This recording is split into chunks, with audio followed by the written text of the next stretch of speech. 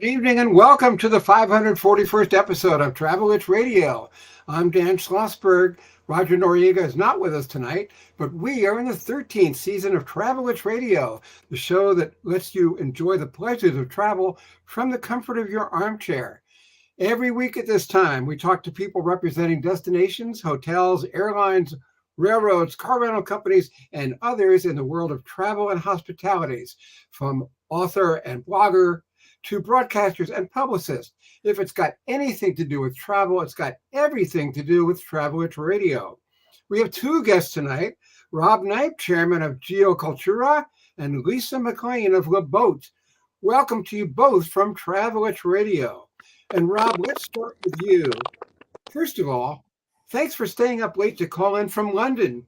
Please tell our audience what GeoCultura is, what it does, and how and why you created it.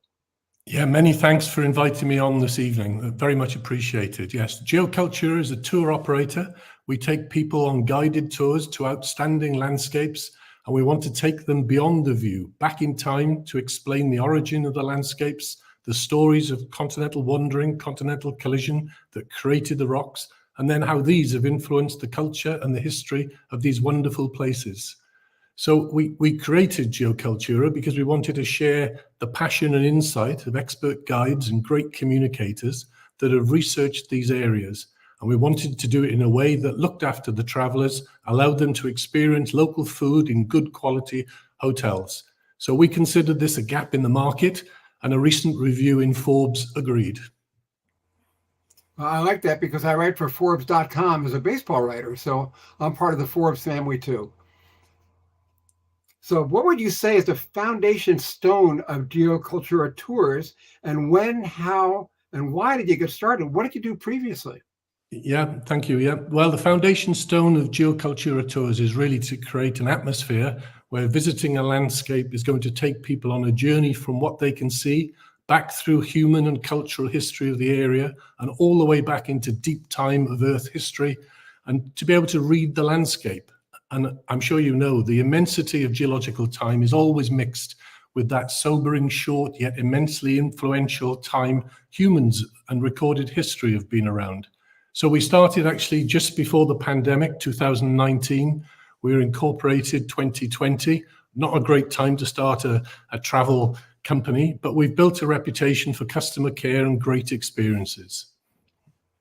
We just celebrated St. Patrick's Day, as you know, and I know that you are launching new Ireland tours this year. So tell us how much time and effort is spent on geology, given your scientific background, as opposed to the more typical history, folklore, and of course, Irish pubs. Yes, our island tours, like all of them, are a real mix. The geology enhances and underpins the understanding of the dramatic landscapes that are present. So we've got a mixture of, we have a local history guide, and we also have a geology expert. And our history guide, there's a qualified Irish guide brought up with the history. So it's a mix of the landscapes, the rocks, the history, the culture, the food, the pubs, the music. Is it safe to assume that you need an open mind more than a scientific background to appreciate such tours? It's, yes, definitely the case. That's our tours are really for the curious people, and not necessarily those with a science training. You know, all our leaders are hugely experienced in successful communication to groups of all levels, and not just those with a large science experience. So our fundamental aim is to be able to tell the stories of the earth, the culture and the history of the regions, which anybody is interested in. So I'll just emphasize a few things. We're small, we take small groups, perhaps 12, and that means there's plenty of time for one-to-one conversations, and we can ensure that everybody in the group gets the message about these fascinating stories. We also get behind the scenes with museums because of the contacts we've got, so we get to see some exhibits that are being prepared, some new discoveries. We've got some examples of that we can talk about later. And we don't rush through the itinerary either. There's ample time for us to observe and absorb the stories of the region. We're talking GeoCultura tours with Chairman Rob Knipe. Rob, we're a bit curious about the activity level and, of course, the anxiety level. There seems to be a fair bit of walking, but are there also more strenuous hikes? It's a mix on our tours, and it depends on the group, and we try to adjust to the people that are booked onto the tours. So usually our walks are not more than 3 or 4 kilometers, sometimes shorter. Occasionally there's a few longer ones, but there's always alternatives for those not wanting to go. Then we'll fix up something so that they've something interesting to do, or views to look at, things to do. Can you give our audience an example of the scientific component of a couple of your tours? Yeah, sure. Yeah. So, for example, in Ireland, the stories are linking the layers of rocks that we see in pretty astounding cliffs there to the amazing journey that the rocks themselves have been on. These were formed as sands and muds millions of years ago in ancient landscapes, actually near the equator in terms of these parts of Ireland. They've been buried for kilometers, pressed into hard rock, then slowly brought back up to the surface and eroded by the sea. And then they've been used by the local builders. So the rock journeys created the properties that help build some of the local pubs, cathedrals, church, etc. Another example actually is we're retracing Darwin's training across North Wales. So Charles Darwin, before he went on the Beagle boat ride, he was taught geology and science through North Wales, the Snowdonia National Park. So we retrace that, and we basically recreate some of the introduction to geology that Charles Darwin had himself. Where do you find your tour guides, and do they all have at least a little scientific background? Yes, our guides are a mixture of geoscientists and local historic and cultural guides. And so part of those have come from the network that we know. Geology is a relatively small world, so we know people around the world in each of the locations with dramatic landscapes that we choose to visit. And there's always local historians and cultural experts that we can bring in to help with that as well. Is it fair to say, Rob, that you believe travel is not just about seeing new places, but about creating lasting memories?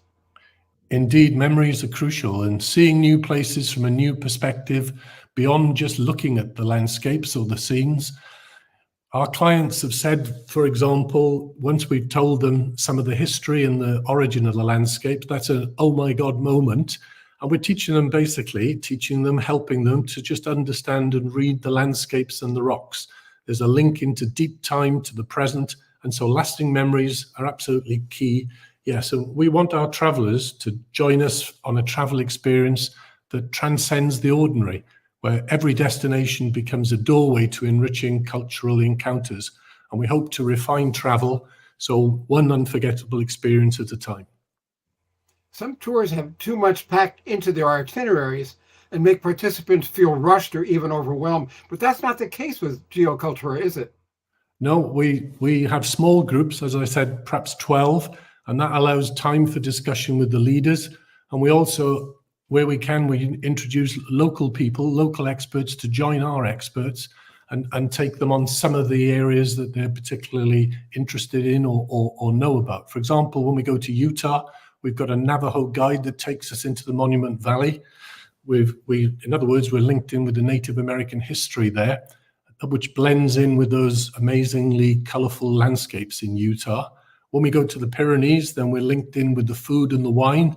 And we also tell people how the mountain range there, the Pyrenees, were formed 50 million years by a collision between the Iberian and the Eurasian areas. And there's also salt in the Pyrenees. And an interesting link here is that salt was a commodity in ancient times. So the origin of the salt helped the culture and the economy, and even helped promote and inspire some of the architecture. That even the cathedral in Barcelona that Gaudi built was inspired by some natural salt formations that we'll go and have a look at. We're talking GeoCultura tours with Chairman Rob Knipe. Are your tour groups limited in size or by age? And how long are your typical tours? And do you have a high and low season? In fact, do you run your tours year round? Yeah, no, we have no age restrictions really.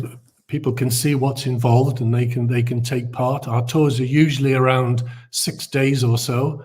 In terms of seasons, we tend to have more tours in spring and autumn. Some places are a bit hot to go to in the middle of the summer, so we avoid that. But on the other hand, we do tours in July and August, We've got a tour to the Scilly Isles, southwest of the UK here, which deals with shipwrecks, geology, wildlife, and stays in a very historical hotel as well. With all the Jurassic Park movies, is it true that your tour to the Scottish Isle of Skye will actually explore life during the Jurassic dinosaur age? Yes, that's true. Yeah, Skye does have rocks where the dinosaurs roamed, so we visit those. A couple of other trips we do for dinosaur age things as well. We go to the Jurassic coast in the south of England, and we actually link in there with a recent BBC film you may have seen. David Attenborough was on a program called The Giant Sea Monster, which was a 150 million year old pliosaur. And that's a really interesting example where the fossil was halfway up a cliff. All the local community were involved in extracting it.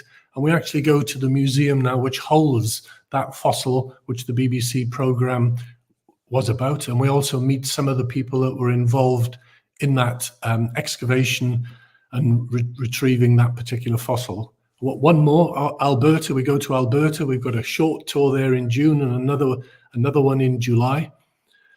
And we visit there the Royal Tyrrell Museum, and that's Dinosaur Provincial Park as well. So a number of places where we go to look at Jurassic Park things. Rob, do you want GeoCultura tour patrons to feel they're both spectators and participants in the evolution of a place and its people? Indeed, that's absolutely right. That's our goal. And that's, as you travel with GeoCultura, you're not just a spectator, you're an active participant, in the rich narratives and diverse cultures in remarkable landscapes. So we really want travelers to discover the world with a company that values authenticity of adventure as much as they do.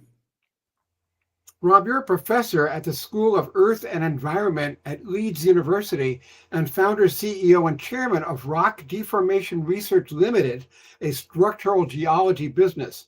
You've written papers, you've won awards. So the obvious question is, do your tour participants need at least a rudimentary knowledge of geology? No, I don't think so. All our guides are used to communicating the science, the geology to everyone. So it's not just an interest in geology that we need. We just need an interest in landscapes, history, in other words, the origin of the planet that we live on. So we like to say, if you bring your interest, we'll nurture it and feed it. And actually, it's not just Earth. We have an Arizona trip later this year, which does some stargazing in the Arizona Sky Center. And we also visit some wineries there as well. So a mix on the planet and looking off the planet as well. Just a couple of more quick questions. First of all, do you have anything you would like to add that I haven't asked you?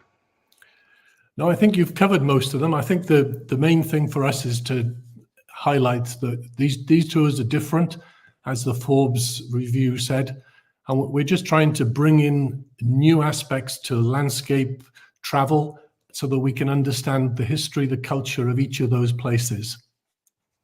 That sounds great. How do our viewers learn more about GeoCultura tours? Yeah, the website, just search for GeoCultura Tours and we will appear. Or if you search for Forbes GeoCultura, I think that one was something like Adventure Meets Science on a GeoCultura Tour. So that would find us. That'll be great. Thank you so much, Rob Knipe, the chairman of GeoCultura Tours. Sounds Many terrific. thanks. Yeah, I'd many love thanks. to join you. Yep. Thank you. Okay, Lisa, get ready, because right after this little station break, we're coming to you. You are tuned to Travel It's Radio, now in our 13th season, with Dan Schlossberg and Roger Noriega, who's not with us tonight. Check us out on iTunes, LinkedIn, Instagram, or the Travel It's Radio Facebook page, among other places. And thank you, Rob, for telling us about GeoCultura. Now let's switch gears and take to the water. Lisa Mclean, tell us about LeBoat and what it offers. Lisa? Hello, Earth to Lisa. Are you muted? You may be muted, Lisa. Ah, I see you are muted. Okay. Unmute mic. I'm trying to do that. Okay, Lisa, you're on. Lisa? Hello, Lisa. Earth to Lisa. We lost you. I see what happened. You're not here anymore. Okay, if you can get back in, that would be great. I will put you on as soon as you come back. Waiting to see Lisa Mclean of LeBoat. Here are some of the pictures of LeBoat. Lisa, are you there? Okay, I'll show some more other pictures of LeBoat while we're waiting for Lisa to rejoin us. Here's LeBoat, LeBoat sunset. Looks really nice. Here's the LeBoat castle. Looks terrific. Lisa, we don't see you, but hopefully you'll come back. Here's another one. Canal du Midi. Well, I love houseboats and have enjoyed houseboat vacations on Lake Powell, on the Utah-Arizona border, also on the St. Johns River in Florida. But LeBoat is international, mostly European, with Canada closest to home for Americans. So how many destinations do you have, Lisa, and what's the range of available boats? And are they all luxurious houseboats, or are there some budget and comfort boats as well? I think we're having mechanical issues because I don't see Lisa here. I hope she, there we go. I'm going to give it, she's back. Lisa, hi, can you hear me now? Hello, Lisa. Hi, sorry, I'm here. Right. Oh, good. Okay. Tell us about the boat really quickly. Do you need a license to rent one of your boats? And is there a minimum stay? And is there a training session required before an inexperienced captain sets sail? Yeah, so LeBoat's been around for more than 50 years in Europe. So we offer self-drive houseboats, which means you're the captain and you drive it yourself. So you don't need a boat license. We teach you everything you need to know to drive the boat, and we teach everything your crew needs to know in order to tie a dock line and help with the ropes through the locks. So it's very, very easy to drive. All of our boats are modern luxury houseboats. Many of them come equipped with a bow and stern thruster. So when you are turning a boat around or when you're entering the lock or trying to park, you just push the bow and stern thruster, and it makes it super easy because it literally pushes the boat sideways and helps you maneuver the boat very, very easily. So no boating experience or prior boating experience required. Is this you? Yes, it's me. Okay. So Just it makes it wondering. very, very simple to drive. You can drive with your feet, right? So no, I wouldn't recommend driving with your feet, but you can pose for Instagram photos, that's for sure. Okay. How many destinations do you have, and what is the range of available boats? And are they all luxurious houseboats, or do you have So some other ones, budget comfort boats too? So our top selling destination is France. We do 9 different cruising regions in France, including the UNESCO World Heritage, Canal du Midi, the Burgundy wine region, the River Lot, the Aquitaine, Brittany, and the Camargue. We also have boat rental vacations in the UK, Ireland, Scotland, Belgium, Germany, Italy, and Amsterdam. And then, new since 2018, we've expanded LeBoat into the North America market, and we're now available on 2 different canals in Canada. So we have the Rideau Canal, which is about an hour from our capital city of Ottawa. And then we also have a new base on the Trent Severn Waterway, which is near Peterborough and only about an hour and a half from Toronto.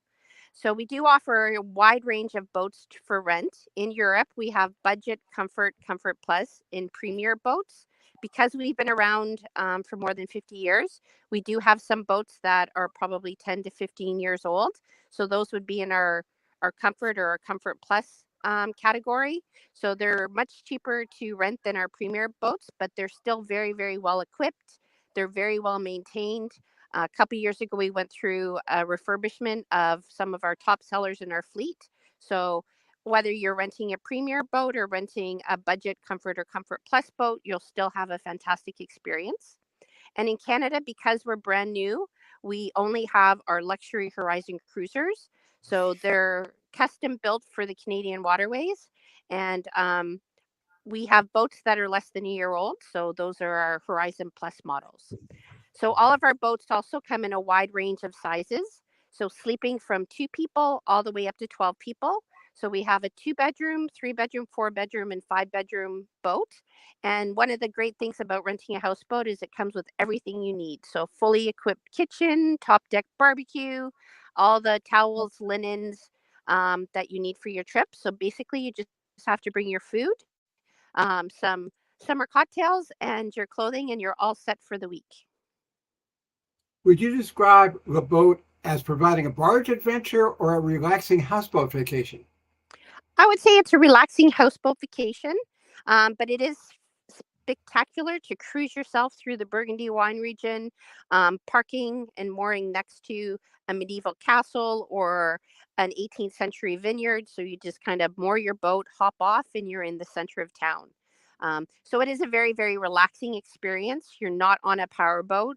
All of the canals are speed regulated to a maximum of 10 kilometers an hour. So it's just a really easy pace, relaxing, stress free environment. You get to know the other boaters. They give you great cruising tips, tell you their secret spots where they like to moor, what's their favorite restaurants. So it's a real community feel when you're boating on the waterways, both in Europe as well as in Canada. What is the capacity of your boats? I know you mentioned that a second ago. Is there a minimum or maximum age?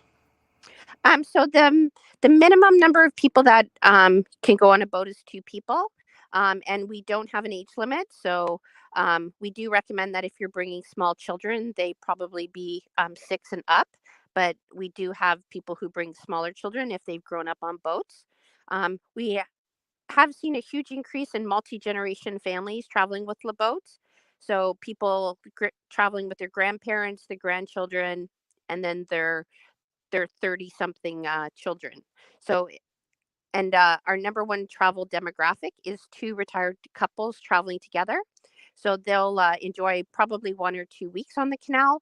But if you are just doing a short break or want to add on a LeBoat to an existing holiday in France or Ireland, or even if you're coming to Canada, you can enjoy it just for a short break, which is 3, 4, 5, or 6 nights.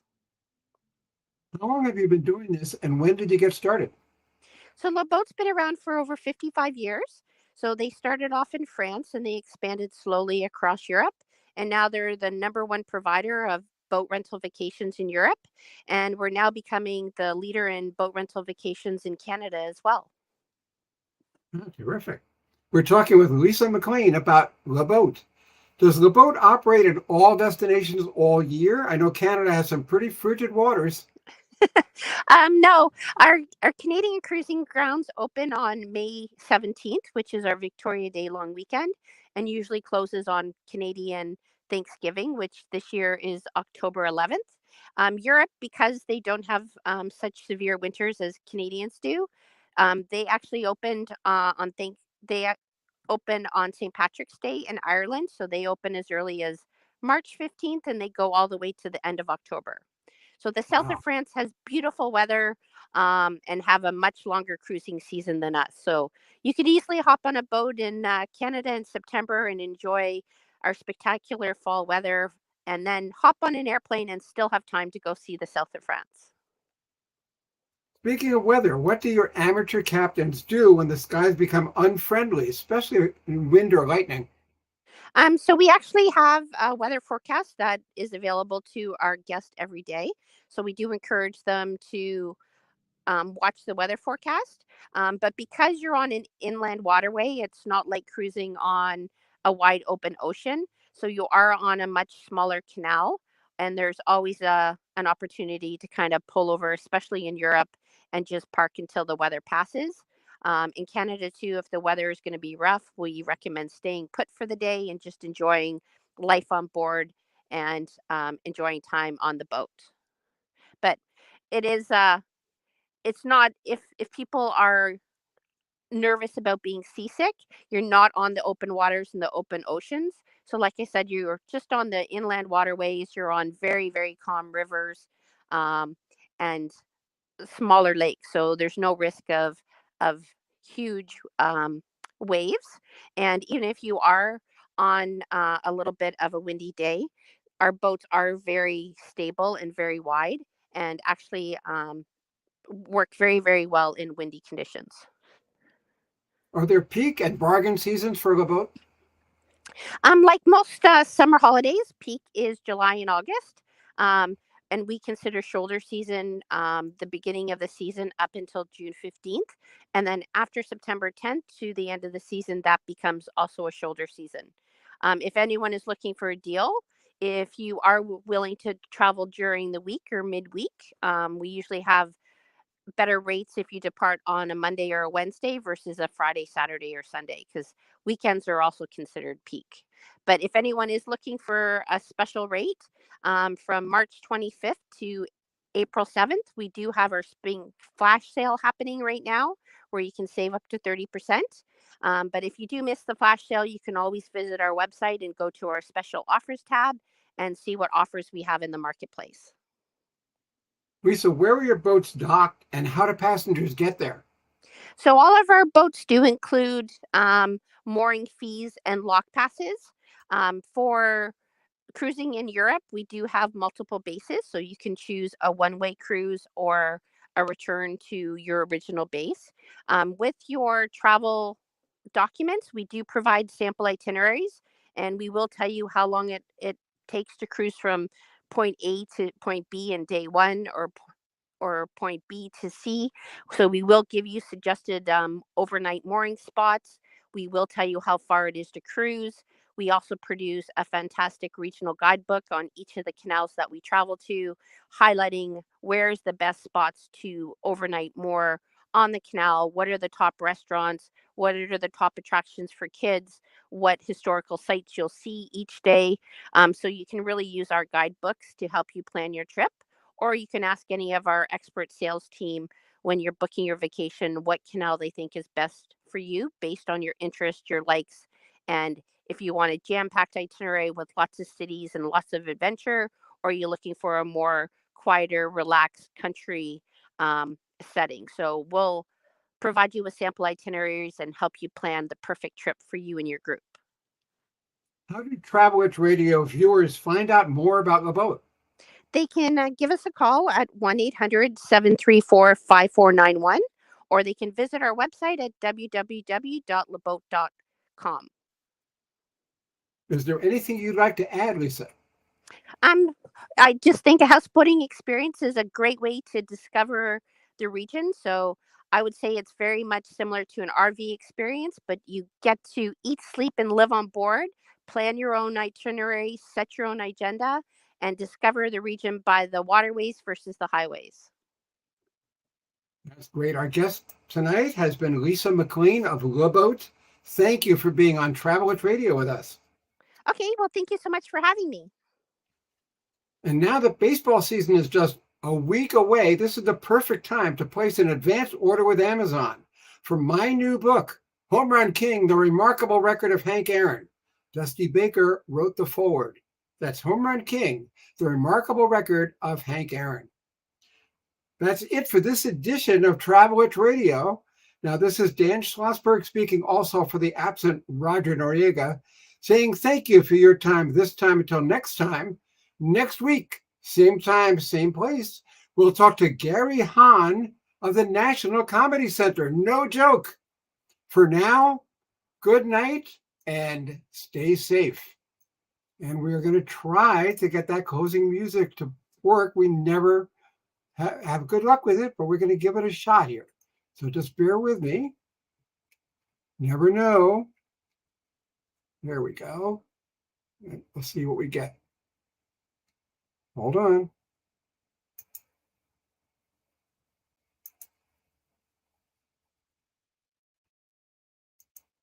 As I said, you never know.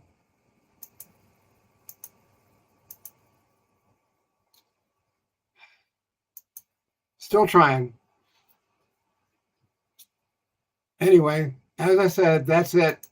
Couldn't get the music to play again, but did try. That's it for Travel Edge Radio for tonight. Thank you so much for watching. Hope you enjoyed it, and see you next week.